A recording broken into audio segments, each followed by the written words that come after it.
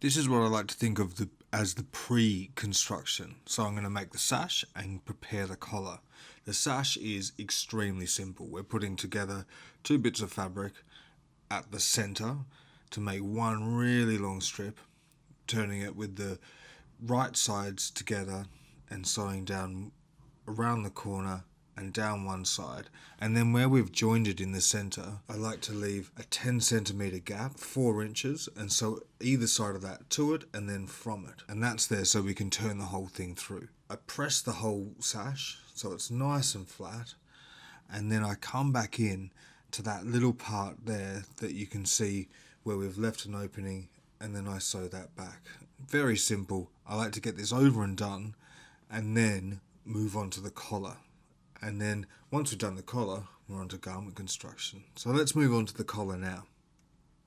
You may have forgotten that we even had a collar on this. We spent so long preparing these raw edges, and you go, oh goodness, that's right, we had a collar somewhere in the mix. Way back, long ago we cut that, didn't we? We did. And I'm going to prepare this now and show you how to prepare it before we move to the actual sewing. The collar is made of two pieces. We have the tomo area, which passes from, if I can find it, from here around the back of my neck, and it actually passes to here. So it sits on top of the collar, which is underneath it the whole way around, and then it comes out here down to the where it meets the front extension opening, and it goes like that on the diagonal.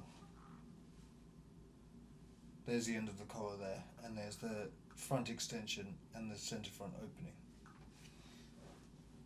The tomo area means collar's friend in Japanese. That's precisely what it is. It sits above the collar, over the collar, so it goes from here all the way through to here, stitched exactly the same way, and usually it's got exactly the same pattern on it in exactly the same place. If this gets dirty or soiled or worn because it touches the skin, imagine the makeup of the geisha with mercury in it rubbing against fabric back in the Edo period, rubbing against the fabric there. It's for that exact reason.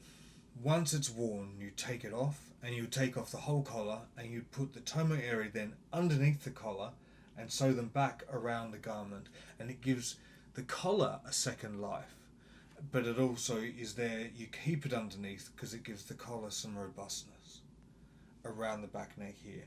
Absolutely fantastic little part of the kimono. What an amazing thing to do is to build in a spare tire, if you will.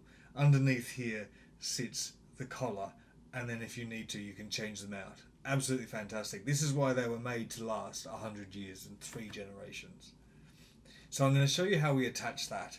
There are a few ways to do it. I'm going to show you the way I do it, which is, it's a bit convoluted and a bit complicated, but it's beautiful. You'll end up with something like this, where you have no stitching on the top and the stitching is underneath, and it's stitched wrong side to right side, so on top of the overcollar like that, and we get in to the seam underneath. You can stitch this down. You can, if you don't have enough fabric, you can omit the overcollar completely, which I've done when I've used, say, Thai fabric. Thai silk is actually, instead of being cut to 1.10 or 43 inches, it's actually cut to just under a meter, so just over 3 feet. It's much narrower, which means you don't have as much of this there, the extra pieces, the half-width fabric to do. So if I'm using fabric that's thinner, you can get away with more by omitting the overcollar. But I love it, and it gives you that line across here. It gives you that, here it is there. Do you see that there?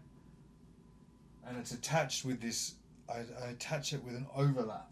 So this is machine sewn on, and it's sewn halfway into the seam, so then when you press it, it overlaps like this, so it makes a little overlap. That way you don't see a stitching line here or a sewn seam that's sort of pulling apart. You just see an overlap of fabric. I think they're absolutely beautiful. And what a great thing to do with a garment, to have that built-in resilience to the wear and tear of life. Let's crack on, shall we? Let's see how we put this together. The first thing you need to do is press. First of all, press the creases back into the collar pieces. You should have a center crease, so you can locate their centers and line them up. Nearly as important as the centers on the body and the sleeve pieces. Not as so important, because you can always fold these in half. They're not giant cumbersome pieces like the other ones, but still it's part of the anatomy and you're mapping it. So you're putting these creases in so you know where you are. You turn in the edge of the overcollar by 1 centimeter, about half an inch. And you want this to be the same on either end. Before you press it, you make sure that if they come together, they will line up. So it's nice and even when it comes to putting the garment together. Here is my collar. I shall place this here, and you can see quite clearly where the center is. Here is the overcollar, and so I'm matching them. You see that they're both facing the same way, with the selvage facing one direction, out that way. I've turned under the edges by 1 centimeter and I've let it down on here. You can see why you might line a collar on a garment this sheer, which I usually do. I would line it, but I want you to be able to see as we make this the inner workings of the collar, because there's a lot that goes on inside it. So it's nice and sheer, so we can look through it once we're constructing the garment. But if I had something this sheer, I would usually use another piece. Maybe if I had a contrast sash, I would use the pieces that I would use for the sash underneath this, just to make it a bit thicker so you can't see through. But the workings are beautiful, so you don't have to cover them up. Don't feel like you have to. They are absolutely lovely. It's a gorgeous garment, and the making of it is what makes it gorgeous, so don't be afraid to show that off. But here you go, that's centered in the middle. Here are the two bits turned under, and I'm going to sew them down. I'm going to sew both of these down, but from underneath the overcollar and on top of the undercollar. So it's right side to wrong side, facing up. It's all facing up this way. It's all facing me. And what I do in regular practice on a sheer beautiful cotton like this, I probably wouldn't use dark blue chalk, but it's going to show up nicely on this camera if I do. And I'm going to mark along here. There we go. So you can see here I've got a line.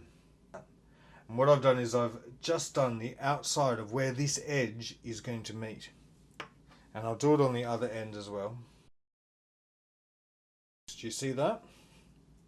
This is the overcollar, and I'm pulling it back. So now we have right sides together, as you would when you sew anything. And you see that I've got this crisp edge there of the seam allowance. I line this up with that seam allowance, and then I pull the seam allowance back. And in order to get that overlap that I was talking about, I'm going to line it up so it's in the center. It's coming down the center of this seam allowance. I'm going to put the stitch up to 5, half a centimeter, so 1/4 of an inch, because it isn't a heavy wear seam. It doesn't move too much, and it's also going to have a stay stitch, plus it's going to be attached to the garment, so it's going to be pretty secure. One side of the tomo area has been attached. You can see that up here. And now I'm going to focus on the other side. I'll double check that that is still where it's going to sit. When it's all sat nicely, make sure that we have it in the right spot, which we do. Everything's lined up lovely, and that line is still the right spot. And put it together. You've just got to be wary though that there is a turn in your fabric around here, so make sure that you've got it lined up, and once you do, get it pinned and bring this fabric over as much as you need. You can bring it all the way to here if you need to, if your fabric's thicker and it's really twisting over here, because you will have a little twist in it. Double check that this hasn't twisted and you're going to end up with a knot in the middle. make sure that you're in the right spot, sewing the right thing to the right thing. I mean, that's a lesson for sewing all around, isn't it? Now this is pressed nicely. I've got my two ends there, and what I'm going to do now is sew a large stitch again. I haven't used a small stitch yet. I'm going to use a large stitch to go from about here, so just outside the tomo area, and stay stitch this down. And I'm going to stay stitch it down within the seam allowance, which is important. So the seam allowance on this is a 1 centimeter, so 3/4 of an inch. You want to come in at 1/8 of an inch and just secure this down. If you miss a couple of stitches along here, that's okay if you're trying to get it close to the edge. You're basically just keeping it in place, so then when you attach it to the garment, it's nice and secure. It's okay if you miss a couple in this, because it's going to be sewn now. This side's going to be sewn to the garment, and then this side's going to be sewn to the garment. So it's going to be secure, but this is a stay stitch to get it ready for being in place. One last thing I will say is, this is what came off. You saw me make the sash before, and remember this is the leftover fabric. So this is from fabric B, the narrow fabric, at 19 centimeters. I think it's about 8 inches, 7.5 inches. There we go. So this is literally all I have left over from my fabric. I've made a sash, and I've got all the pattern pieces for the kimono. This is the only thing that's left over, and you can do all kinds of things with it. You can make a coat loop. I have one here that I made for a sari, and I used a different piece of fabric in the end to make it into a sari kimono, and I had this one as an option, so I did a couple of them as options as different parts of the sari. And you can make one of these quite easily. They're 4 inches by 2 inches, and then they're folded back on themselves, passed through, and then you fold them into this with about 3/4, maybe an inch worth of fabric up here to catch into the seams. Another thing you can do, and with this fabric is very sheer, it might work with that, is you can put this at the center back neck of the collar. So I've now turned this over. This is the back of the under collar, the full long collar, and we can see the tomo area through there, but we're touching the collar, not the tomo area. So we're inside the collar right now, and if you wanted to, you can attach that here just for a little extra strength around, because this is the back neck. This is one of the highest wear parts of it. Here's another one. We haven't seen this one before, but this is yet another one of mine. You can see I've got the coat loop in there, and it would go here. So inside the collar it would sit here, and it just gives you a little bit of extra support around there, which is a high use part of the garment. But that's another use for this, is just if you want to bulk out this area at the back neck.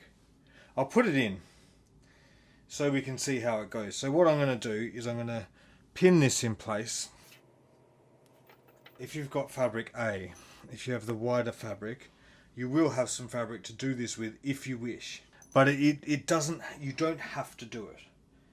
It's up to you. But it's a good way to use it. And then in this case, I am not going to have an inch, a centimetre of leftover fabric. I'm going to be using, this is fabric B I'm using now to sew this because it's thinner and you can see it. This will have used every single centimetre of that 4.5 meters by using this little piece here. There you go, absolutely zero waste. Here I have the collar and the over collar, and I've got the little bit of lining in between. You can see it through here, how it's going to strengthen that collar. I quite like that you've got the shades. It's dark, medium and light down there. That's quite cool.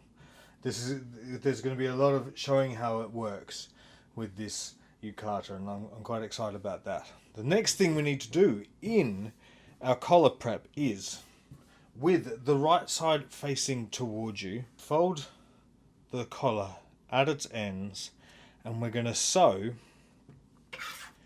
from 1 centimeter, so 1 centimeter up and 1 centimeter in. I'm going to sew from there. I'll mark that just so you can see exactly what I mean, because we're not going from the exact edge. Can you see that? We're sewing from here up because these are going to be turned back, and then we'll turn it out. So what we're doing is fixing the end now, so then when it comes to applying it to the yukata, to the garment, it'll be easier to just add. So the ends will be finished. If you filled a bobbin, I used a full bobbin at the start. If you've filled a bobbin, you've gone through about 70% of it by now. So at this point, we're just starting on the collar. So we've as far as thread goes, we've put together the sash. We've enclosed all the raw edges of the garment, and we've attached the tomo area to the area. So we've attached the over collar to the collar, and this is where we're at with our thread. The seams aren't going to be as big now. The biggest seam you've sewn is the sash, the longest seam, and the most thread that you've been encasing the raw edges. So now the seams are going to get smaller and smaller as we go, except for the hem. That's the last really big one, but you need to keep an eye on that from now on, because at some point that's going to run out. And it will be a surprise, and it will be at the end of a really hard thing that we've done that took us ages, and it's going to make us lose the will to live. But we shall persevere even if it does happen. So I'm pressing up the edge of the collar. What is important is that the second edge comes down and sits directly on top of that. So when it comes to sewing it to the garment, when you have to go for your second pass around the collar, you know that you're sewing directly onto the other side of the collar, because you're probably not going to be able to see it. So we want to press this nice and straight and get this one, the top, to then match it perfectly. And then it's going to be much easier to sew and top stitch or ditch stitch, whatever you're doing in order to finish your collar. It's going to be easier if you put in the work and get it really nice and neat here, rather than once it's on the garment and you're sewing blind. You want this to fall directly on top of this once it's done, and you use the first edge that you've ironed as the guide to press the second edge. So it's like that. If you press that down, when it comes to sew, it's going to be easy to sew along that edge and be catching the underneath if you're doing top stitching as well. Well done. Collar prep is finished. Your collar should look like this. Can you see that? These two should line up exactly. If your tomo area don't, that's okay. The most important thing is that these two edges that you've just pressed in, the seam allowances, meet up, because you're going to be attaching the collar onto the body, and there's going to be lots of layers of fabric underneath, and you're going to need to know that underneath all of those layers of fabric is the other side of your collar when you come to either ditch stitch or top stitch the collar in place. But the collar should look as beautiful now as the garment will later.